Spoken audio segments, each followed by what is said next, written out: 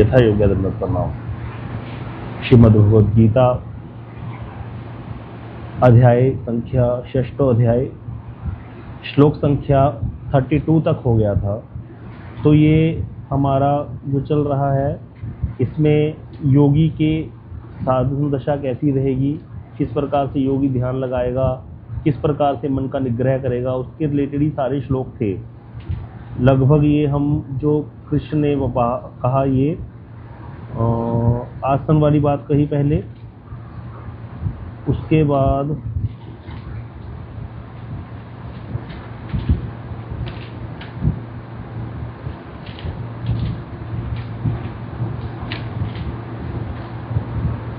शुरू से ही शुरू हो गया था। ये 8-9 श्लोक के बाद एक साथ सारे श्लोक आए थे ये फिर। तो इसमें कुछ ज़्यादा नहीं है, एक ही तरह के श्लोक थे ये सारे। अब यहाँ पे टॉपिक चेंज हो जाता है, यहाँ पे अर्जुन प्रश्न कर देते हैं कृष्ण से, तो इसको हम अभी करते हैं।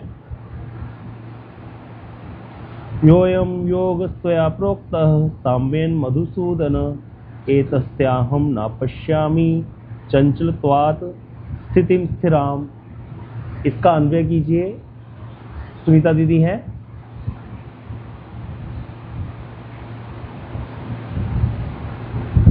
नहीं है।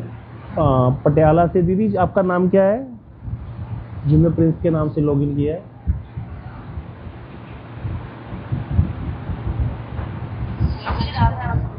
आप कीजिए दीदी, इसका अन्वय कीजिए, पढ़िए अन्वय। ये ना बंद करो ये। अच्छा ठीक है, आप करो राष्ट्रीय दीदी। आप कूलर बंद करके पंखा चला दो।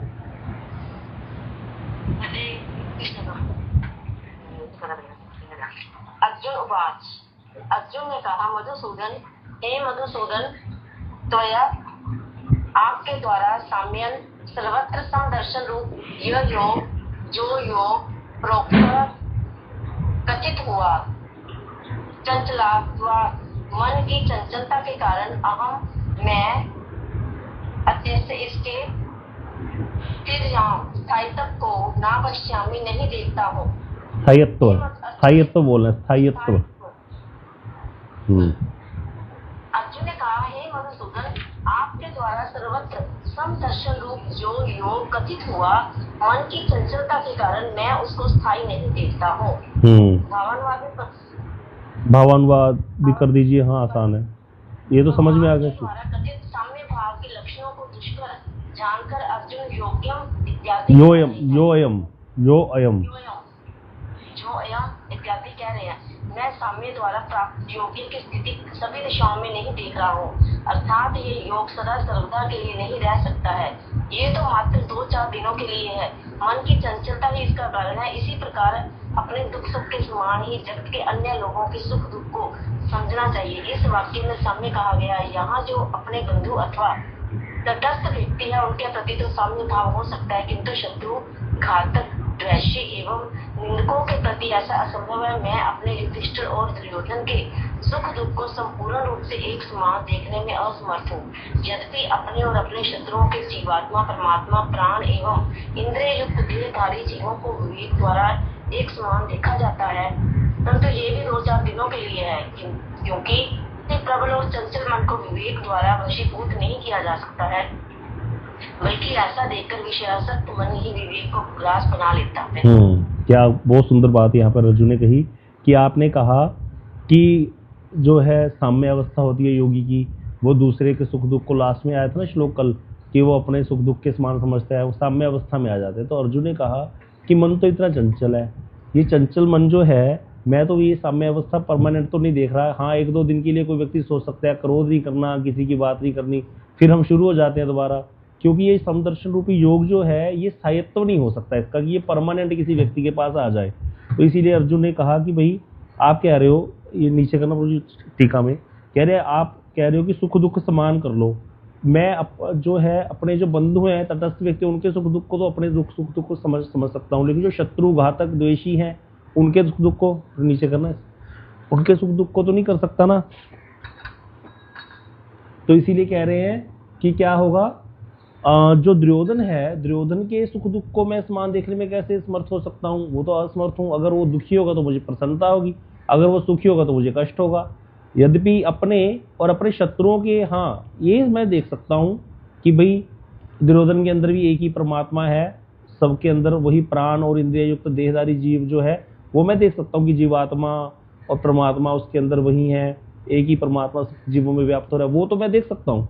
लेकिन दुर्योधन का दुख और सुख मेरे लिए बराबर हो जाए।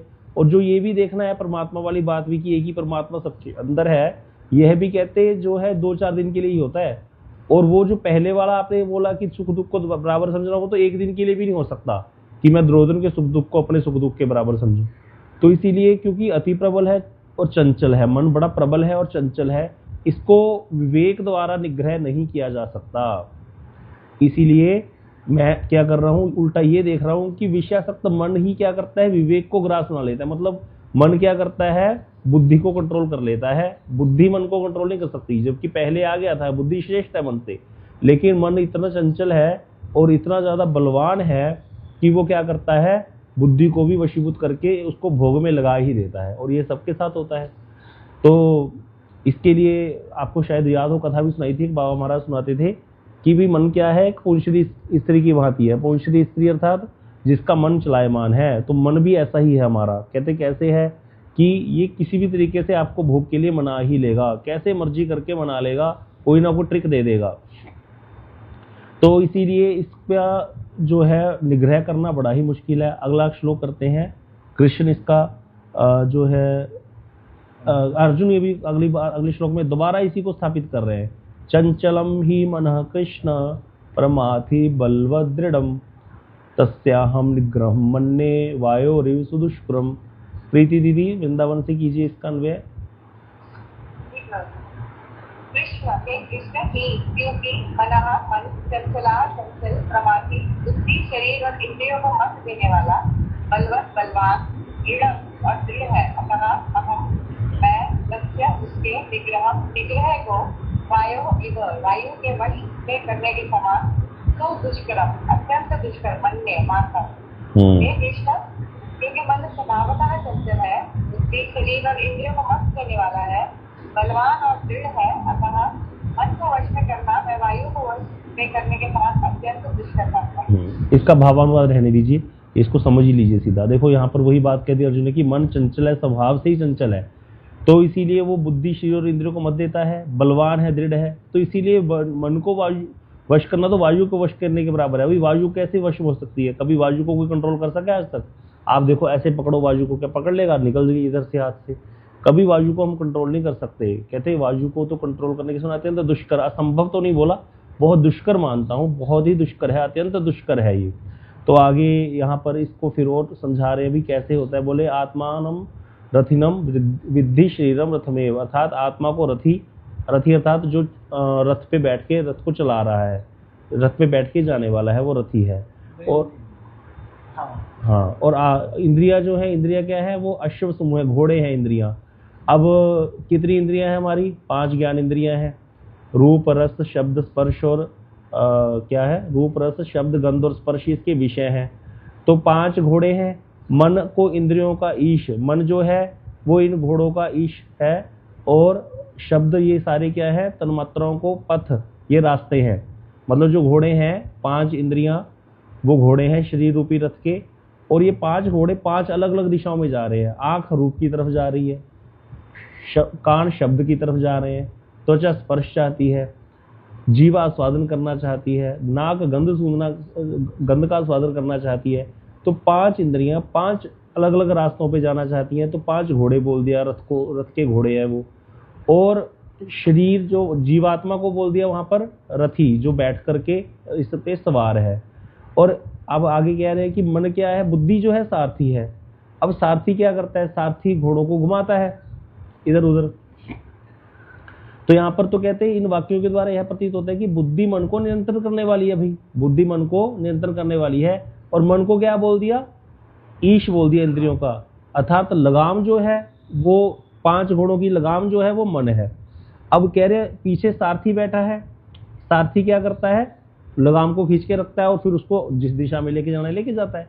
अब इन वाक्यों से तो ये प्रतीत होता है कि बुद्धि अगर सारथी है तो वो मन को नियंत्रित करेगी और आत्मा रूपी रथी जो है वो रथ पे बैठा है वो वहीं भागेगा।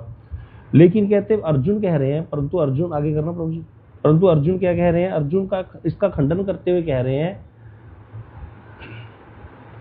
कि परमार्थी मन क्या करता है, अर्थात जो लगाम है वो ही क्या कर रही है, बुद्धि को भली भांति मत देता है। अर्थात घोड़े अपनी मर्जी से जा रहे हैं, लगाम ही सब कुछ कर रही है, और क्या कर रहे हैं, मत को बुद्धि को मत देता है, सारथी को अपने वश में कर लेता है। और यदि कहो कि यदि कहो कि कैसे, तो कहते हैं जिस प्रकार बलवान रोगी से छुटकारा दिलाने वाली औषधि को ग्रहण नहीं करता है। कई बार ऐसा रोग हो जाता है कि उसकी जो औषधि दी जाती है वो काम ही नहीं करती, रोग इतना प्रबल होता है, जैसे कैंसर इत्यादि रोग है, बढ़ जाता है तो जितना मर्जी उसको दबाने की चेष्टा की जाए वो उतना और बढ़ता रहता है, उल्टा वो औषधि को ग्रहण नहीं करता। उसी प्रकार स्वभावतः बलिष्ठ मन जो है, कहते वो क्या करता है, बुद्धि जितना मर्जी, हमें पता ही है गलत क्या है सही क्या है, इतना विवेक तो सबको होता है, लेकिन वो बुद्धि को, विवेकवती बुद्धि को ग्रहण नहीं करता, मन अपने हिसाब से चलता है। और मन दृढ़ है, बड़ा दृढ़ है, जैसे कहते छोटी सुई के द्वारा कैसे लोहे को थोड़ी भेदा जा सकता है, छोटी सुई, इसी प्रकार बुद्धि जो है, अति सूक्ष्म बुद्धि भी मन को सहज में भेद नहीं सकती, क्योंकि मन बलवान है, यह मन वायु के समान है। अब यहाँ पर देखो, कई लोग कहते हैं कि सुनो सबकी करो मन की, अरे भाई मन तो बलवान है, मन तो वैसे ही उल्टा दिशा में चल रहा है, तो इसीलिए अपने मन की कभी नहीं सुननी चाहिए, मन के तो जूते लगाने चाहिए। तो यहाँ पर बोल दिया मन क्या है, वायु के समान है, अर्थात गमन में प्रभा समान वायु के निग्रह के समान कुंभक आदि अष्टांग योग के द्वारा मन का भी निग्रह मेरे लिए अत्यंत दुष्कर है। अर्जुन ने साफ बोल दिया। और ये श्लोक इंपॉर्टेंट है, इसको याद भी कर लेना, जिसको करना है इसकी रिकॉर्डिंग भेज देंगे। इस अध्याय में जितने भी 2-3 श्लोक होंगे हम आपको बता देंगे कौन से याद करने वाले, तो ज्यादा श्लोक इसमें याद करने वाले नहीं है। अगला ये यहाँ पे गुरुदेव की परम चंचल एवं बलवान मन को भगवत अनुशीलन के द्वारा किस प्रकार सरल सहज रूप में वशीभूत किया जा सकता है, इसका उदाहरण। अब गुरुदेव ने कहा भाई देखो यहाँ पर तो प्रश्न आ गया, इसलिए गुरुदेव ने एकदम से यहाँ पे उत्तर भी दे दिया कि जो मन बड़ा चंचल है और जो बड़ा बलवान है, इसको भगवान की भक्ति के द्वारा, भगवत अनुशीलन के द्वारा सरल और सहज रूप में ही वशीभूत किया जा सकता है। इतना अपना साधन भजन करो, इतना साधन भजन करो कि अपने आप समय ही ना मिले मन को। जब मन को खाली छोड़ेंगे तब मन आकर के कब्जा करेगा हमारे शरीर, सारी बुद्धि पर, इंद्रियों पर। लेकिन जब हमने अपने आप को सारा दिन साधन भजन में लगा लिया, इसलिए प्रभुपाद जी ने इतने नियम बना दिए। कितना नियम है, सुबह मंगला, फिर उसके बाद चैंटिंग, फिर कीर्तन, कथा कीर्तन, और सारा इसी में। फिर उसके बाद थक जाता है थोड़ा सो जाओ, फिर माला करो, फिर दोपहर की आरती, शाम को कथा कीर्तन, इसी में सारा टाइम नियोजित। उसमें श्लोक याद करने को दे दिए गए, और फिर जो गृहस्थ में है उनको तो और बहुत कुछ करना पड़ता है। तो मन को समय ही नहीं दिया किसी समय, नहीं तो मन क्या करेगा, इसको जीव को अपनी तरफ भगाएगा। तो इसीलिए मन को चांस मत दो। इस चीज को एक जगह नहीं कहते संत, सब संत एक ही बात कहते हैं। बाबा महाराज एक ही बात बोलते थे, कभी खाली मत बैठो। जैसे ही खाली बैठोगे तुमको भूत पकड़ लेगा। एक व्यक्ति ने भूत सिद्ध कर लिया, तो वो जो भी जिन्न था, जो उसको बोलता था, अलादीन का चिराग होता है ना, उसको बोलता था, जो वो ला देता था, उसको बढ़िया घर बना दिया, सब चीजें ला देता था। लेकिन वो जिन्न ने इसके बाद बोली थी कि मेरे को काम चाहिए, अगर तुम मुझे काम नहीं दोगे तो मैं तुमको खा जाऊंगा। अब वो कितना काम कराएगा उससे, तो बताओ उसने उसको क्या कहा, किसी को पता है इसका उत्तर क्या किया था उसने, व्यक्ति ने? हाँ जी, हाँ, उसके ऊपर तेल लगवा दिया था, कहला तेल डाल दो इसके ऊपर। अब इसके ऊपर चढ़ता रहे उतरता रहे, वो चढ़ ही नहीं पा रहा था बेचारा। और जब फिर उसको कोई काम कहना होता तो पहले वो उसको इस काम पे लगा दिया, और जब कोई काम कराना होता तो उसको बुला लेता था। इसी प्रकार मन को क्या करना है, हमेशा लगा करके रखना है भगवत अनुशीलन में। अगर भगवत अनुशीलन में सारा दिन मन को नहीं लगा सकते, एक बार मैंने प्रभु से प्रश्न कर दिया, मैंने कहा प्रभु जी हम पहले चंडीगढ़ रहते थे, वहाँ घूमने जाते थे, 17 सेक्टर तपड़ी मारते थे दोस्तों के साथ, तो कभी कभी ऐसे भी मन थोड़ा बलवान हो जाता है, क्या करे, बद्ध जीव है। तो उस समय कई बार इच्छा होती है कि गाने सुन लो, हाँ, या कोई कुछ देख लो, और नहीं तो फिर अपराध ही होता है। क्योंकि फिर अपराध कैसे होता है, फिर चिढ़ जाता है व्यक्ति, सारा दिन तो साधन होता नहीं, और चिढ़ेगा तो फिर सीधी सी बात है जहाँ रह रहा है उनके ऊपर निकालेगा गुस्सा, कई ऐसे होता ही है। तो प्रभु जी कहते हैं ये अंदर की बात है। तो मैंने कहा प्रभु जी उस समय क्या करना चाहिए? बोले उस समय अपने मन की सुन लेनी चाहिए, थोड़ी देर सुन लेनी चाहिए। मतलब कहीं आपको थोड़ा गाना सुनना अच्छा लगता है, या कोई थोड़ा वैसा वाला कोई किससे बात करना अच्छा लगता है तो कर लो। अगर आप ज़्यादा उसको दबाने लग गए मन को, तो इतना परेशान कर देगा ना तुमको।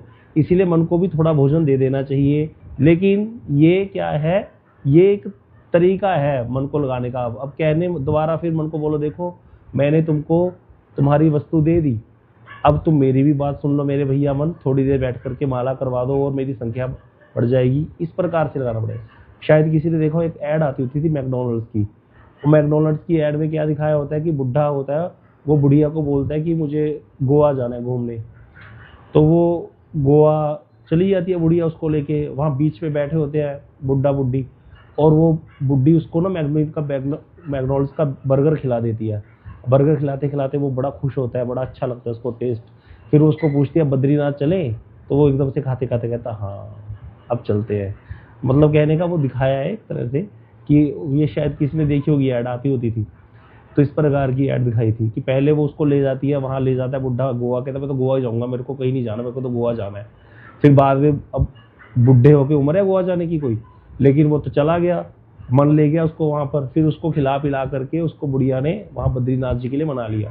तो मतलब कहने का कि ये इस मन को भी हमें मनाना है, लगाना भोग में नहीं है। इसीलिए शास्त्र में कहीं कहीं जो प्रवृत्ति का उपदेश दे दिया, विवाह की व्यवस्था दे दी, या मीट खाने की भी व्यवस्था दी है, किनके लिए?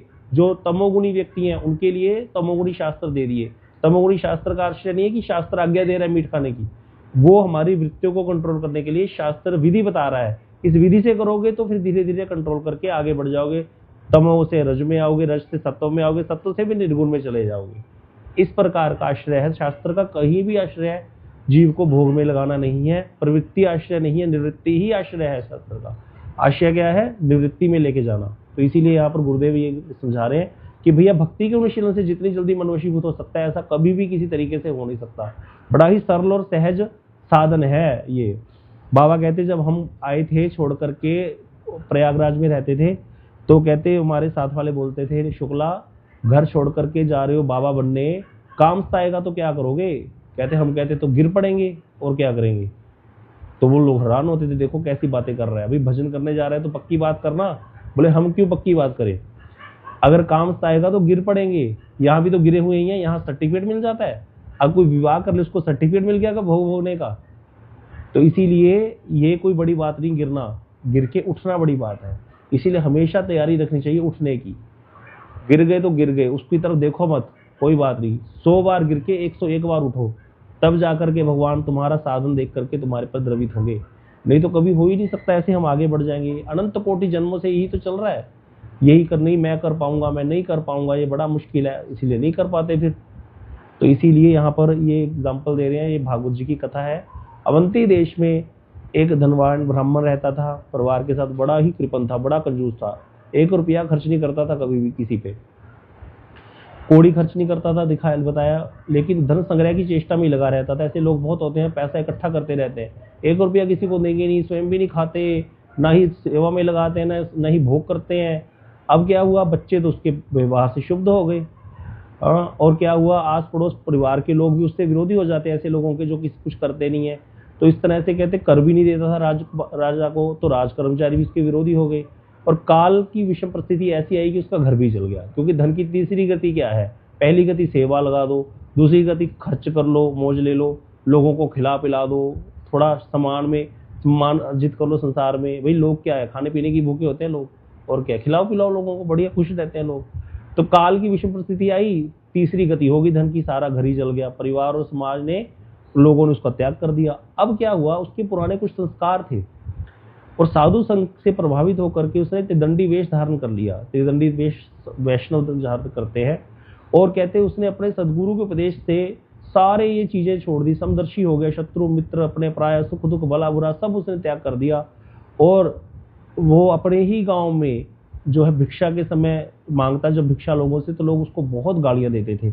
भागवत में वर्णन है कि लोग ना उसको बहुत तंग करते थे, मूत्र कर देते थे उसके कटोरे में, मतलब इतना उसके साथ बुरा व्यवहार करते थे। लेकिन वो कभी भी अपकार नहीं करता था किसी का, और उसको सहता रहता था। तो अपने सारे कर्मों को उसने इस प्रकार सहन किया। और उसको पखंडी धूर्त लोग कह करके, देखो पहले तो माल इकट्ठा करके बैठ गया इतना अंदर, और उसको बैंक में जमा करके अब ये भीख मांगने लग गया, अब भिक्षा लेके खाता है। और रोटी देने के बदले मल मूत्र दे देते थे उसको। हाँ, लेकिन वो निर्द्वंद चित्त से भगवान का चिंतन करते करते उसका क्या हुआ, मन वन सब लग गया एकदम से। अंत में मुकुंद की सेवा को प्राप्त कर लिया उसने। तो यहाँ पर यही गुरुदेव कह रहे हैं। तो इस सारी बातों का आश्चर्य यही है, गुरुदेव जो समझा रहे हैं कि भाई मन को क्या करो, लगा करके ही रखो हर समय। जब कभी बहुत ज़्यादा बलवान हो जाए, थोड़ी इसकी बात सुन लो, 4-5 बातें सुन लो, फिर उसके बाद फिर लगा दो। इसी प्रकार लगा करके हमें चलना पड़ेगा। इसके बिना कोई और उपाय है ही नहीं, कोई उपाय ही नहीं है। और ये भागवत जी में भी बताया गया, जात शब्दों मत कथासु निर्विण्य सर्वकर्मशु वेद दुखात्म काम कामान प्रत्यागोपि निषेधे। कहते मेरे प्रति श्रद्धावान हो गया है और संसार के प्रति जिसको वैराग्य हो गया है, कर्म में जिसकी आसक्ति रही नहीं, अब लेकिन वो विषय को, इंद्रियों को, विषय को त्याग नहीं कर पा रहा, तो इसके लिए क्या बताया, ततो भजे तमाम सत्तम श्रद्धालु दृढ़ निश्चय विषमानश तान कामान दुखो दृकांश ग्रहण। कहते वो मेरा भजन करता रहे, कृष्ण कहते श्रद्धालु है वो, दृढ़ निश्चय वाला है, मेरा भजन करता रहे और उन विषयों को भी ग्रहण करता रहे। मतलब मान लो किसी व्यक्ति का चित्त चल गया किसी स्त्री पे, किसी पुरुष का, और किसी महिला का चित्त चला गया किसी पर पुरुष पे, अब वो भजन भी कर रहा है, तो उसका मन उसको बलवान, उसको कंट्रोल करने की वो कर रहा है, तो उस समय क्या करे, भजन करता रहे और अपने मन की भी सुनता रहे और दुख पूर्वक उस विषय को ग्रहण करता रहे, अपने आप को कोसे, अपनी निंदा करे। किसी खाने की चीज में आसक्ति चलेगी जो कि नहीं खानी चाहिए थी, तो उसमें निंदा करो। अब कई लोग चाय नहीं छोड़ पाते, ये बहुत बड़ा आजकल का टॉपिक है, भाई चाय नहीं छोड़ पाते लोग, जबकि भागवत में शुरू में ही बोल दिया दूतम पानम स्त्रीम सुना। 4 जगह पर कलयुग का वास है, जहां पर मदिरा पान होगा, जहां पर जुआ खेला जाएगा, जहां पर हिंसा होगी, और जहां पर ये क्या है, दूतम पानम स्त्रियम, जहां पर स्त्री गमन होगा, पर पुरुष गमन होगा, अपनी स्त्री को छोड़ करके किसी दूसरी स्त्री का संग करना चाहेगा व्यक्ति। ये 4 जो चीजें हैं, ये साक्षात कलयुग है। जो व्यक्ति भजन करते हुए भी ये 4 चीजों में मत्त है, वो कभी भजन में आगे नहीं बढ़ सकता, कभी भी भजन में आगे नहीं बढ़ सकता वो। इसीलिए 4 नियम सबसे पहले है जो सबको दिए जाते हैं कि भाई जुआ नहीं खेलना। जुआ में शेयर मार्केट भी आ गई, तो जुआ क्यों नहीं खेलना। जुआ क्या करता है, जुए का अर्थ होता है कम निवेश करके ज्यादा पैसा कमाना, जल्दी तरीके से जल्दी आ जाए पैसा, मतलब ज्यादा पैसा कमा ले व्यक्ति कम लागत करके। ये जो वृत्ति है इसको जुआ कहता है। ये जुआ जो होता है ये क्या करता है, व्यक्ति से पाप में प्रवृत्त कराता है उसको। देखो पांडव जुआ खेलने बैठे थे, इतने बड़े भक्त होकर के उनसे कितनी बड़ी गलती हुई जुआ के कारण, अपनी स्त्री को दांव पे लगा दिया। क्या स्त्री दांव पे लगाने वाली वस्तु है? द्रौपदी को दांव पे लगाने का हक किसको दिया था पांडवों ने? ये बात कृष्ण ने उनको बोली थी, द्रौपदी ने भी पूछा था वो कौन होते हैं मुझको दांव पे लगाने वाले, मैं कोई जड़ वस्तु हूं घर पे पड़ी हुई जिसको दांव पे लगा दिया उन्होंने। लेकिन इतनी बुद्धि भ्रष्ट हो गई उनकी कि एक बार में सारा कुछ जीत जाएंगे। बात क्या हो रही थी जब वो हार रहे थे कि इस पासे में देखते हैं, अगर ये पासा तुम जीत गए तो सारा वापस जो तुमने हारा अभी तक। ऐसे करते करते उन्होंने अपनी पत्नी तक को भी दांव पे लगा दिया था। इसी प्रकार नशा, इंटॉक्सिकेशन जो है, ये क्या करता है, शराब पीना, मदिरा पीना, ये क्या करता है, व्यक्ति को उसके बुद्धि पे ही कंट्रोल खत्म हो जाता है। अब विवेक ही खत्म हो गया तो व्यक्ति कुछ भी कर सकता है गलती। कई लोग मदिरा पान करके अपने माता पिता की हत्या कर देते हैं, कई अपनी पत्नी की हत्या कर देते हैं, कई बच्चों के गले घोंट देते हैं। तो ये मदिरा पान क्या करता है, उससे, ऐसे व्यक्ति से, जो व्यक्ति नशा कर रहा है किसी भी प्रकार का, उससे कोई अच्छा कार्य कैसे हो सकता है। अब आप कहोगे आप तो चाय की बात कर रहे थे, तो चाय में नशा है कि नहीं है, ये तो साइंस प्रूफ कर चुकी है। तो एक वैष्णव कैसे ऐसी वस्तु ग्रहण कर सकता है जो भगवान को भोग नहीं लगती। नशे वाली वस्तु कोई भी भगवान को भोग नहीं लगती। हमने कंठी पहन ली, कंठी पहनने का अर्थ है कि इस यहाँ से वो वस्तु जाएगी नीचे जो भगवान को, क्योंकि यहाँ पे कंठी है ना, जो भी हम खा रहे हैं वो भोग लग गया अपने आप ही, अगर नहीं भी लगाया तो वो स्पर्श हो गया उसका कंठ से। तो अब भगवान को हम ऐसी वस्तु कैसे दे सकते हैं। तो इसीलिए चाय को त्यागना पड़ेगा। कहीं मैं अपनी बात को मैं नहीं छोड़ पाया था, 3 साल बाद हरिनाम लेने के 3 साल बाद चाय छोड़ी। लेकिन कब छूटी, छूटी नहीं रही थी, माइग्रेन हो जाता था। जब वैष्णव ने कृपा करी तब छूटी। और जब निंदा सुनी इसकी, जो विषय गलत है ना उसकी निंदा करो, खूब बढ़ करके बैठ करके सारा दिन निंदा करो, लोगों के साथ चर्चा करो, छूट जाएगा विषय, पक्की बात है ये। कोई पर स्त्री गमन करता है, अपनी बात को बताओ जाकर लोगों को, भाई मेरा ऐसा किसी स्त्री के साथ संबंध है लेकिन मैं उसको छोड़ नहीं पा रहा, मैं कितना गलत हूँ, देखो मैं कितना गलत हूँ। किसी ना किसी से बात करो, सबसे तो नहीं करनी चाहिए, लोग हंसेंगे, तो उससे क्या होगा, वो छूट जाएगा। अपनी निंदा स्वयं बैठ करके अकेले में करो, ऐसे करके विषय छूटते हैं, नहीं तो कभी विषय छूट नहीं सकता जिस काम में हम लग गए। तो इसीलिए चाय का तो ऐसा प्रभाव पड़ गया संसार में, जो 4 संप्रदायों में भी ओनली वैष्णव संप्रदाय में इस्कॉन और गौड़िया को छोड़ करके हर जगह चाय अलाउ करके रख दी। बताओ कलयुग कैसे प्रवेश करता है, कैसे कलयुग प्रवेश करता है। प्रभु जी हैरान होते, कहते देखो कहीं भारत में तो पहले कोई चाय ही नहीं पीता था, लस्सी पीते थे, दूध पीते थे, बढ़िया चीज खाते थे लोग। महाराज बताते थे 80 साल का बुजुर्ग 100 किलो की बोरी उठा करके ऐसे चढ़ रहा है, ऐसे ऐसे करके सीढ़ियां चढ़ रहा है।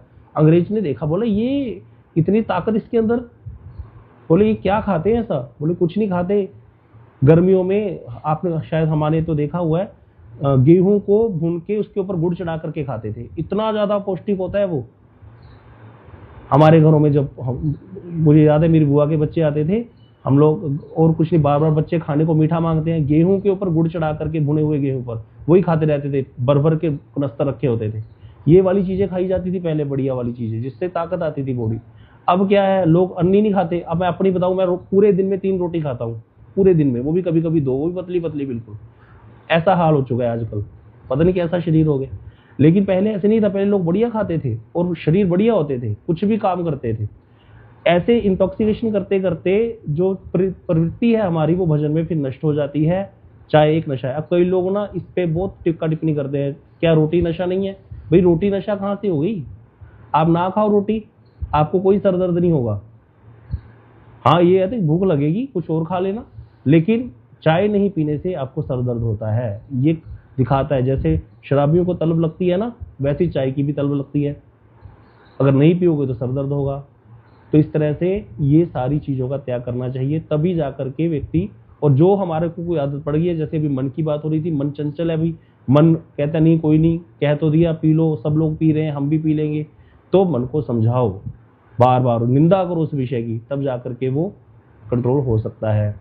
अब ये श्लोक हम कल ही करेंगे, अगला श्लोक शुरू।